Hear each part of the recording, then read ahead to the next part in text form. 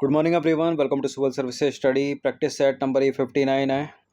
ठीक है, 58 test complete हो गए थे अपने और उसी के आगे से कंटिन्यू करेंगे। 40 प्रश्न करंट अफेयर्स के कवर कर लिए थे, इसमें 41 से लेकर हम कवर करेंगे 70 तक।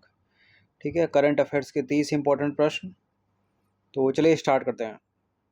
इस टेस्ट सीरीज़ की या फुल टेस्ट सीरीज़ से जुड़ सकते हैं, डिस्क्रिप्शन बॉक्स में नंबर, उस पर कॉल या व्हाट्सअप करके। तो अगला जो प्रश्न है, पहला प्रश्न यानी 41 नंबर का प्रश्न, वर्ष 2025 का एबल पुरस्कार किसे प्रदान किया गया। देखिए, एबल पुरस्कार को गणित का नोबेल कहा जाता है। यह प्रदान किया गया है जापान के मसाकी काशिवारा को। ठीक है, ऑप्शन नंबर बी है इसका आंसर। तो जापानी गणितज्ञ हैं, ये नाम है इनका मसाकी काशिवारा। इनको वर्ष 2025 के एबल पुरस्कार से सम्मानित किया गया। और एबल पुरस्कार जो है गणित में अग्रणी वैज्ञानिकों को वैज्ञानिक उपलब्धियों को मान्यता देता है।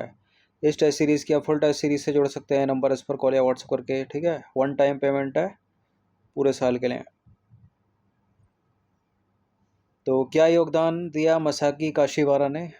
मसाकी काशिवारा को बीजगणितीय विश्लेषण और प्रतिनिधित्व सिद्धांत में उनके मौलिक योगदान, विशेष रूप से डी मॉड्यूल के सिद्धांत के विकास और क्रिस्टल वेव्स की खोज के लिए उनको सम्मानित किया गया है।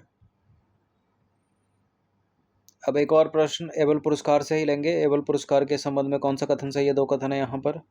देखिए, एबल पुरस्कार साहित्य में अग्रणी वैज्ञानिक उपलब्धियों को मान्यता देता है। यह फ्रांस सरकार की ओर से फ्रांसीसी academy of science and letters द्वारा प्रदान किया जाता है। एबल पुरस्कार साहित्य नहीं बल्कि गणित में अग्रणी वैज्ञानिक उपलब्धियों को मान्यता देता है, गलत है पहला वाला स्टेटमेंट। और फ्रांस की सरकार नहीं बल्कि नॉर्वे की सरकार की ओर से Norwegian academy of science and letters के द्वारा, गलत है दूसरा वाला भी, दोनों के दोनों गलत, डी है इसका आंसर। देखिए, एबल पुरस्कार जो है गणित में अग्रणी, ठीक है, गणित में न कि साहित्य में अग्रणी वैज्ञानिक उपलब्धियों को मान्यता देता है। यह नॉर्वे सरकार की ओर से Norwegian academy of science and letters द्वारा प्रदान और शासित किया जाता है। इसका नाम नॉर्वेजियन गणितज्ञ नील हेनरिक एवेल के नाम पर रखा गया। ठीक है, और यह पुरस्कार पहली बार 2003 में दिया गया था और इसे नोबेल पुरस्कार के बराबर माना जाता है गणित में।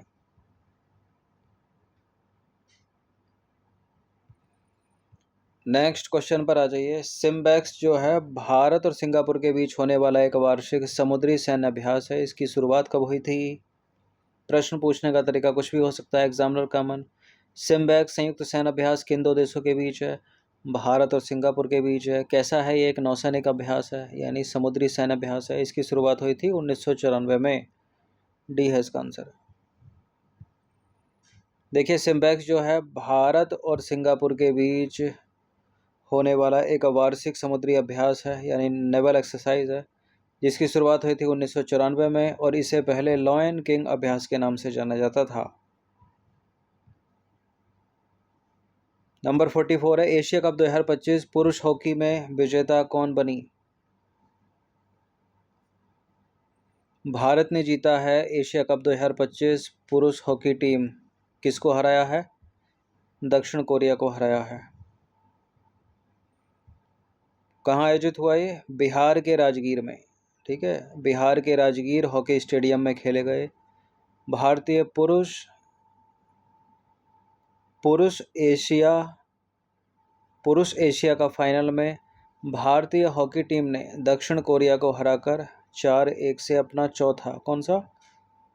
चौथा खिताब जीता। प्रधानमंत्री नरेंद्र मोदी ने बिहार के राजगीर में आयोजित एशिया कप 2025 में भारतीय पुरुष हॉकी टीम की शानदार जीत पर बधाई दी। 45वां प्रश्न है, 34वें व्यास सम्मान 2024 के या की प्राप्तकर्ता हैं, कौन है। पुष्पा भारती, सूर्यबाला, बानू मुस्ताक या दीपा भास्ती, क्या नाम है इनका। देखिए, बानू मुस्ताक को तो कन्नड़ उपन्यास हार्ट लैम्प के लिए अंतर्राष्ट्रीय बुकर पुरस्कार 2025 से सम्मानित किया गया और इस कन्नड़ हार्ट लैम्प का जो अनुवाद किया वो दीपा भास्ती ने किया। ये अनुवादक थे, इनको तो हटा दीजिए। पुष्पा भारती को 33वें व्यास सम्मान से सम्मानित किया गया था और यहाँ जो उत्तर हो जाएगा 34वां व्यास सम्मान सूर्यवाला। ठीक है, ऑप्शन नंबर सी है इसका आंसर। तो पुरस्कार विजेता हैं सूर्यवाला। ठीक है, और इनकी रचना का नाम है कौन देश को वासी वेणु की डायरी, ये उपन्यास है। पुरस्कार वर्ष 34वां व्यास सम्मान है 2024 में। कौन देता है इसको? के बिरला फाउंडेशन देता है। के बिरला फाउंडेशन ही सरस्वती सम्मान भी देता है, बिहारी पुरस्कार भी देता है। और व्यास सम्मान में जो पुरस्कार राशि मिलती है वो 4 लाख रुपए की मिलती है, और इसके अतिरिक्त प्रशस्ति पत्र मिलता है और स्मृति चिन्ह मिलता है। क्लियर? इन सभी टेस्ट की फुल टेस्ट पीडीएफ प्राप्त कर सकते हैं नंबर इस पर कॉल या व्हाट्सएप करके। 46वां प्रश्न है, महोपाध्याय साधु भद्रेश दास को 34वें सरस्वती सम्मान से सम्मानित किया गया। वे हैं एक मलयालम लेखक, संस्कृत विद्वान, कन्नड़ लेखक या मराठी लेखक। महोपाध्याय साधु भद्रेश दास को 34वें सरस्वती सम्मान से सम्मानित किया गया। वो एक संस्कृत विद्वान है। बी है इसका आंसर। देखिए, संस्कृत सम्मान जो है 2024 प्रसिद्ध संस्कृत विद्वान महोपाध्याय साधु भद्रेश दास को उनकी संस्कृत पुस्तक का नाम क्या है? स्वामी नारायण सिद्धांत सुधा के लिए प्रदान किया गया, और यह घोषणा 26 मार्च 2025 को के बिरला फाउंडेशन द्वारा की गई थी। यह सम्मान 34वां सरस्वती सम्मान है। नेक्स्ट क्वेश्चन है, हॉकी एशिया कप 2025 के फाइनल में भारत ने किस देश को हराया? तो हॉकी एशिया कप 2025 का जो फाइनल हुआ बिहार के राजगीर में हुआ। भारत ने हराया है दक्षिण कोरिया को। डी है इसका आंसर। भारतीय पुरुष हॉकी टीम ने 7 सितंबर 2025 को बिहार के राजगीर स्पोर्ट्स कॉम्प्लेक्स में हॉकी एशिया कप के फाइनल में दक्षिण कोरिया को 4-1 से हरा दिया। और भारत ने अंतिम बार वर्ष 2017 में ढाका में, बांग्लादेश के ढाका में एशिया कप जीता था। अच्छा, अब तक भारत ने कुल कितनी बार ये एशिया कप जीता है हॉकी का? कुल 4 बार जीता है। 2003 में जीता, 2007 में जीता, फिर बांग्लादेश के ढाका में जीता 2017 में, और अब भारत में बिहार के राजगीर में 2025 में भी जीत लिया। कुल 4 बार। नेक्स्ट क्वेश्चन है, 38वें राष्ट्रीय खेलों का आयोजन कहाँ हुआ? 38 नेशनल गेम जो हुए वो उत्तराखंड में हुए, उत्तराखंड के देहरादून में। भी है इसका आंसर। 38वें राष्ट्रीय खेलों का आयोजन उत्तराखंड के देहरादून में किया गया, और राज्य ने इस आयोजन के अनुरूप 3 महत्वपूर्ण प्रतीकों का अनावरण किया। राज्य का मतलब उत्तराखंड राज्य ने। कौन कौन से हैं वो? एक तो प्रतीक चिन्ह यानी जो लोगो, शुभंकर जो था मौली, और मशाल का नाम तेजस्विनी। ठीक है, ये मौली नाम हिमालयन मोनल जो पक्षी है उत्तराखंड का उसके नाम पर रखा गया। याद रखना इन तीनों चीज़ों को। 49वां प्रश्न है, दिसंबर 2024 में विश्व शतरंज चैंपियनशिप कहाँ आयोजित हुई? दिसंबर 2024 में फिडे विश्व शतरंज चैंपियनशिप आयोजित हुई थी सिंगापुर में। ठीक है, भारत के डी गुकेश ने हरा दिया चीन के डिंग लीरेन को। ठीक है, दिसंबर 2024 में हुई थी। अभी दिसंबर 2025 तो आया नहीं है, तो अभी तक दिसंबर 2024 वाला ही याद रखना है। डी गुकेश सिंगापुर में आयोजित फिडे विश्व शतरंज चैंपियनशिप 2024 में चीन के डिंग लीरेन को हराकर 18 वर्ष की उम्र में सबसे कम उम्र के शतरंज विश्व चैंपियन बन गए। ठीक है, ये जो चीन के डिंग लीरेन है 2023 के विश्व शतरंज चैंपियन हैं ये। और 24 के कौन बने? डी गुकेश। 25 का देखते हैं कौन बनेगा। अगला प्रश्न क्या है, निम्नलिखित में से कौन 38वें राष्ट्रीय खेलों के आधिकारिक लोगों में शामिल नहीं है? 38वें राष्ट्रीय खेलों का आयोजन हुआ उत्तराखंड में, तो इसका एक लोगो था। उस लोगो में जो है हिमालय की चोटियाँ, हिमालय मोनल, गंगा नदी, गंगा आरती, कौन सा इसमें शामिल नहीं था? 38वें राष्ट्रीय खेलों का जो ऑफिशियल लोगो था, 38वें राष्ट्रीय खेलों का जो ऑफिशियल लोगो है उस लोगो में हिमालय की चोटियाँ हैं, हिमालयन मोनल भी है, और गंगा नदी भी है। ठीक है, गंगा आरती का जिक्र नहीं है या छपी नहीं है। ABC सही हो जाएगा, और अपना जो आंसर जो नहीं होगा वो डी होगा। ठीक है, तो आंसर क्या हो जाएगा इसका? गंगा आरती नहीं है। 38वें राष्ट्रीय खेलों का जो आधिकारिक लोगो उत्तराखंड की प्राकृतिक सुंदरता और सांस्कृतिक विरासत का सामंजस्यपूर्ण मिश्रण है। इसमें प्रमुख रूप से शामिल हैं क्या क्या? हिमालय की चोटियाँ, ठीक है, जो कि राज्य की भव्यता और अनुकूलता का प्रतिनिधित्व करती हैं। हिमालयी मोनल जैव विविधता और सांस्कृतिक गौरव पर प्रकाश डालता है, ठीक है। उत्तराखंड का पक्षी भी है हिमालयी मोनल। गंगा नदी पवित्रता और आध्यात्मिकता का एक पवित्र प्रतीक जो उत्तराखंड की पहचान का केंद्र है। तो ये तीनों थे लोगों में, 38वें राष्ट्रीय खेल के लोगों में।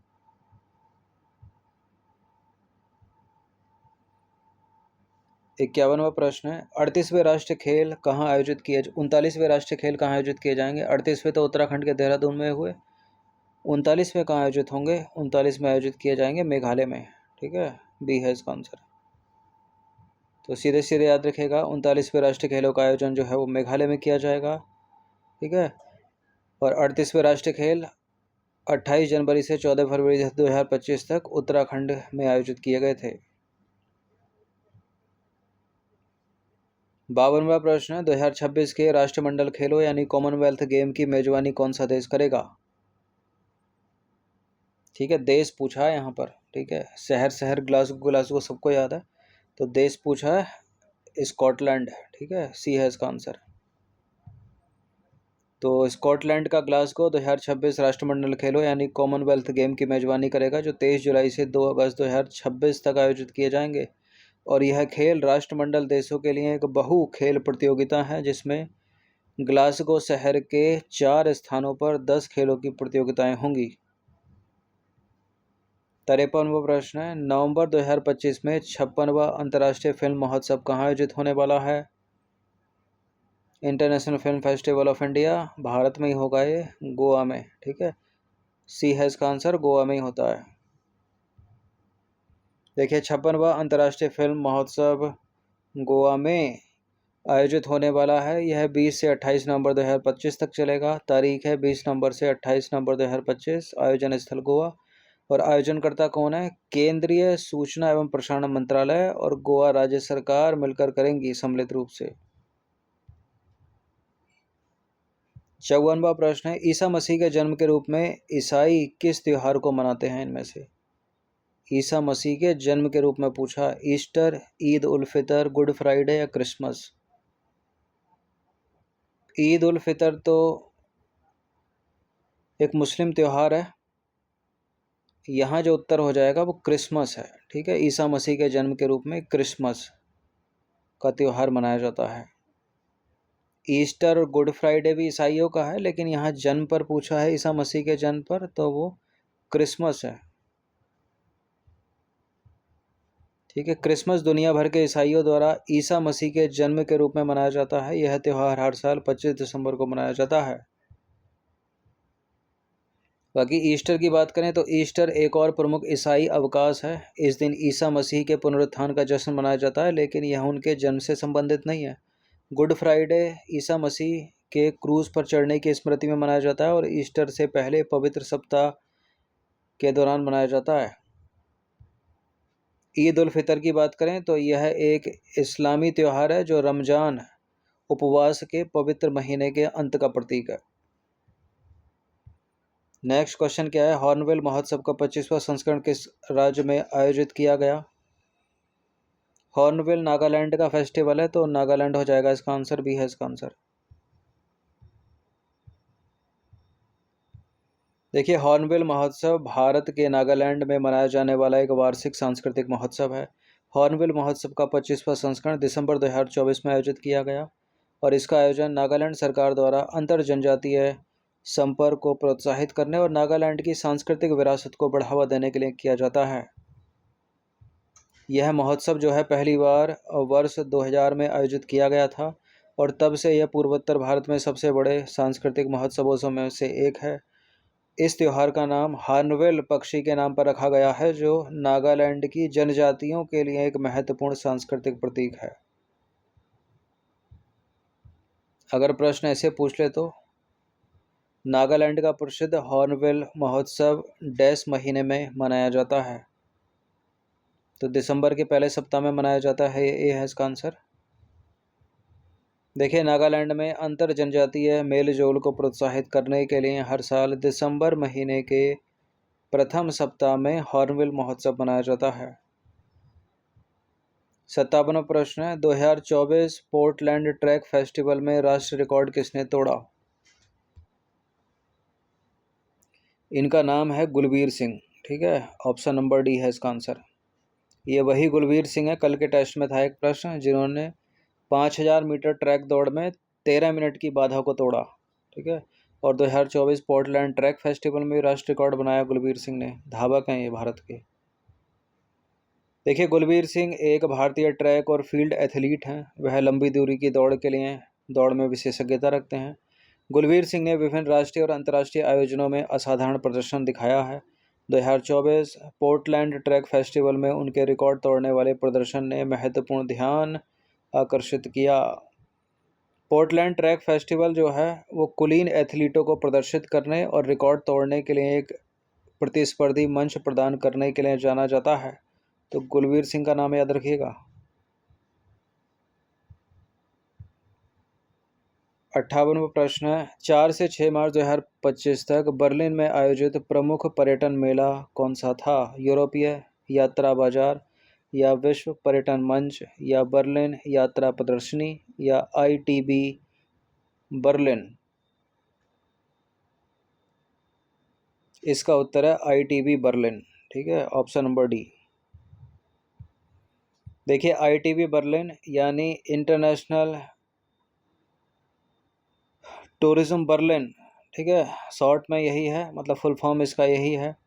विश्व का अग्रणी यात्रा व्यापार मेला है जो विश्व भर से प्रतिभागियों को आकर्षित करता है। यह कार्यक्रम हर साल बर्लिन, जर्मनी में आयोजित किया जाता है, जिसमें पर्यटन के रुझान, उत्पाद और सेवाएं प्रदर्शित की जाती हैं। ITB बर्लिन 2025 4 से 6 मार्च 2025 तक आयोजित किया गया था, जिसमें 180 से अधिक देशों के प्रदर्शक शामिल थे।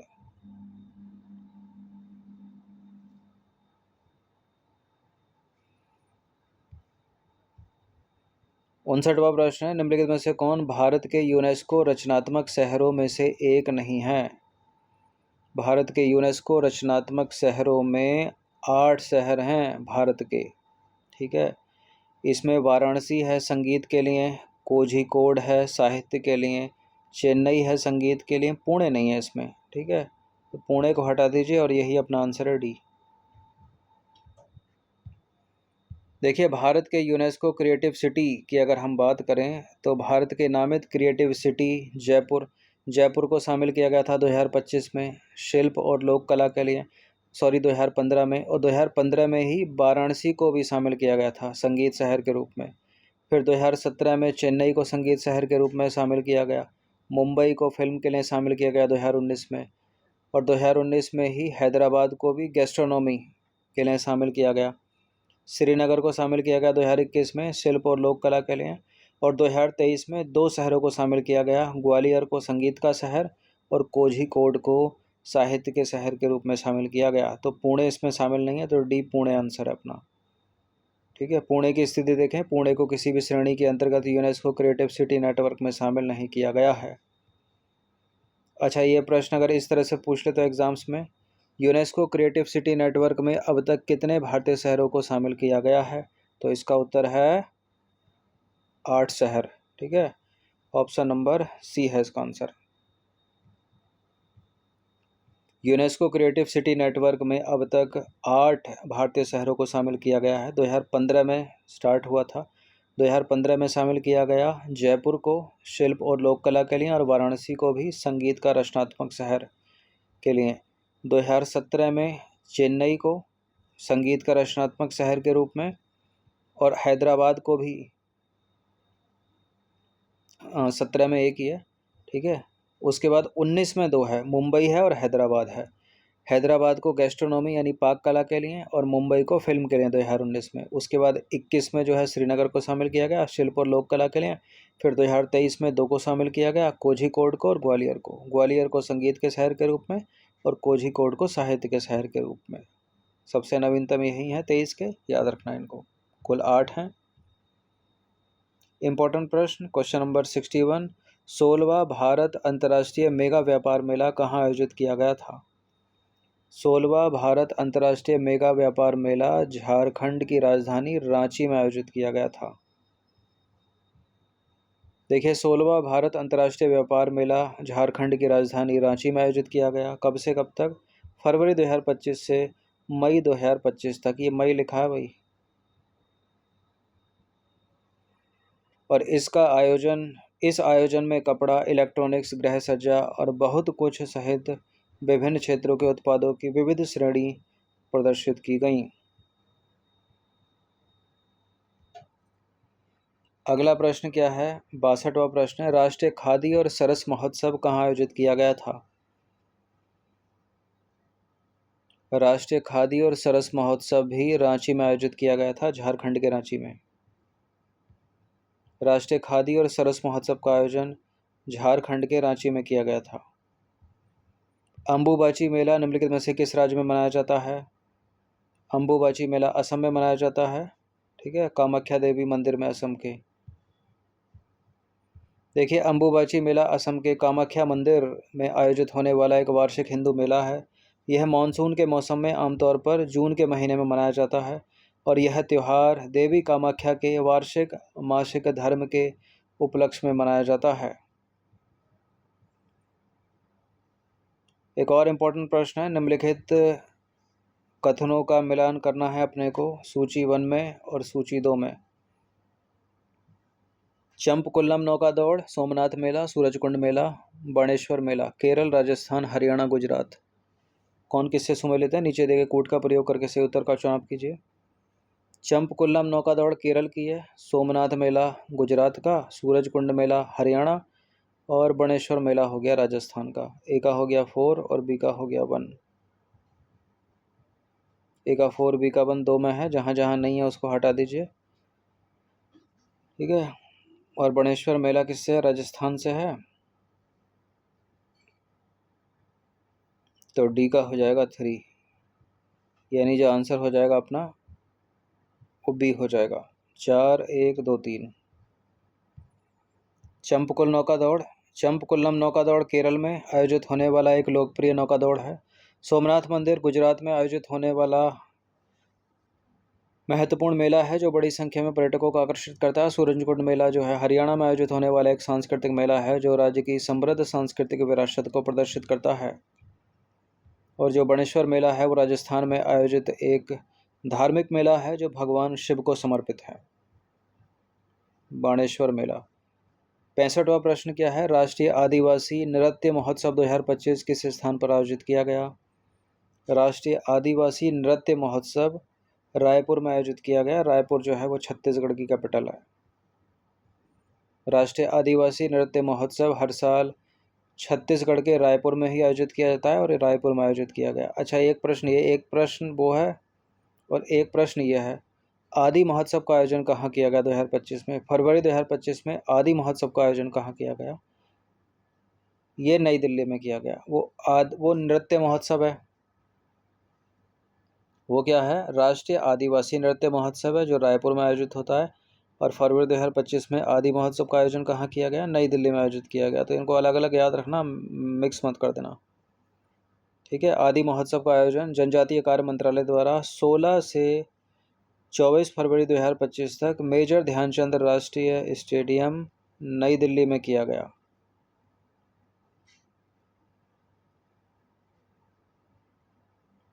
ठीक है, आदि महोत्सव का आयोजन।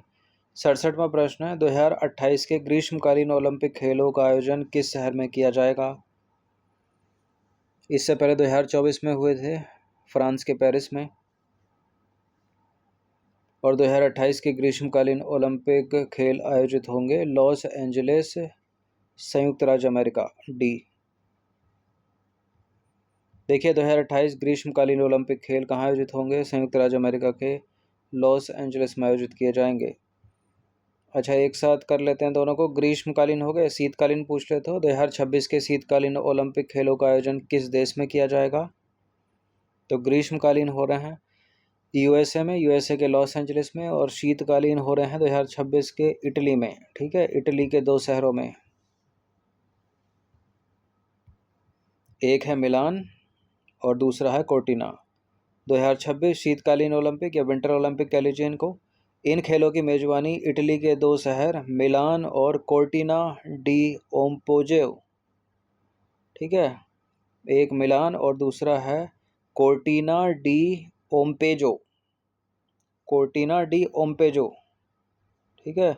और यह पहली बार होगा जब 20 वर्षों के बाद ओलंपिक खेलों की मेजबानी इटली करेगा। अच्छा, ये ग्रीष्मकालीन ओलंपिक और ये शीतकालीन ओलंपिक जो है वो कितने सालों के अंतराल में होते हैं? दोनों 4 साल के अंतराल में होते हैं, लेकिन तिथि कुछ ऐसे इनकी डिसाइडेड की गई है कि 2 साल में एक ओलंपिक आ जाता है, या तो शीत आ जाता है ग्रीष्म आ जाता है। जैसे कि 2028 के ग्रीष्मकालीन ओलंपिक यूएसए में होने वाले हैं, लॉस एंजलिस में, ठीक है, जबकि अगले साल 26 के होंगे। तो 26 के बाद 27, 28, 2 साल का ही गैप है बीच में। इससे जो समय है वो लंबा नहीं लगता, ठीक है। कोई ना कोई ओलंपिक आ ही जाता है 2 साल में। जैसे क्रिकेट का वर्ल्ड कप 4 साल में आता है, 50 ओवर वाला। उसके बाद 2007 में T20 वर्ल्ड कप आ गया, ठीक है। तो हर 2 साल में जो है एक वर्ल्ड कप आ जाता है। इससे जो समय है वो लंबा प्रतीत नहीं होता 4 साल का। ऐसे ही इसमें है, ग्रीष्म के बाद शीत आ जाता है 2 साल में। अगला प्रश्न क्या है? स्तंभ का मिलान कीजिए। 97वें अकादमी पुरस्कार या ऑस्कर पुरस्कार 2025, ठीक है, 97वें ऑस्कर अवार्ड 2025 से रिलेटेड ये मिलान कौन सा सही है, कौन सा सही होगा? सर्वश्रेष्ठ फिल्म कौन सी है? सर्वश्रेष्ठ निर्देशक कौन है? सर्वश्रेष्ठ अभिनेता कौन है? अभिनेत्री कौन है? यानी best film, best director, best actor, best actress. देखिए 97वें ऑस्कर अवार्ड में जो बेस्ट फिल्म है यानी सर्वश्रेष्ठ फिल्म है वो है अनोरा। उसका नाम क्या है? Anora film. और इसी अनोरा फिल्म के लिए सर्वश्रेष्ठ निर्देशक या बेस्ट डायरेक्टर का अवार्ड मिला है, वो मिला है सीन बेकर को। और इसी अनोरा फिल्म के लिए जो सर्वश्रेष्ठ अभिनेत्री का पुरस्कार मिला है वो मिला है मिकी मेडिसन को, ठीक है। ये 3 चीज़ें इससे जुड़ती हैं। सर्वश्रेष्ठ अभिनेता का नाम है एड्रियन ब्राडी, ठीक है। एड्रियन ब्राडी को बेस्ट एक्टर का अवार्ड तो मिला लेकिन अनोरा के लिए नहीं मिला, ठीक है। कोई दूसरी पिक्चर है उसके लिए मिला है। तो फिलहाल इसका आंसर ए का 3, बी का 1, सी का 4, डी का 2,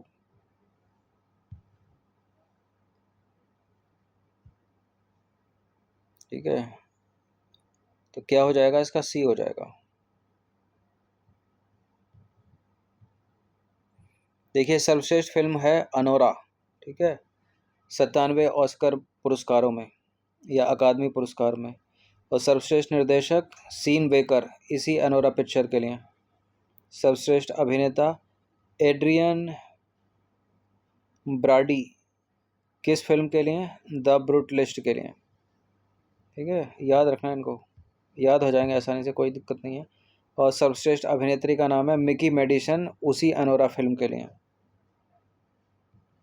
और इसी से बन जाएगा, बनना होगा तो प्रश्न। अंतिम प्रश्न है 17वां प्रश्न है। 30 प्रश्न हमने प्रैक्टिस कर लिए 40 से 70 तक। उस्ताद जाकिर हुसैन को 2023 में किस पुरस्कार से सम्मानित किया गया था? पद्म विभूषण, पद्म भूषण, पद्मश्री या भारत रत्न? देखिए इनका अभी दिसंबर 2024 में जो है 73 वर्ष की आयु में निधन हो गया, लॉस एंजलिस में, यूएसए के, ठीक है। देखने से लगता नहीं था ये 73 साल के थे। और इनको 2023 में सम्मानित किया गया था पद्म विभूषण से, ठीक है।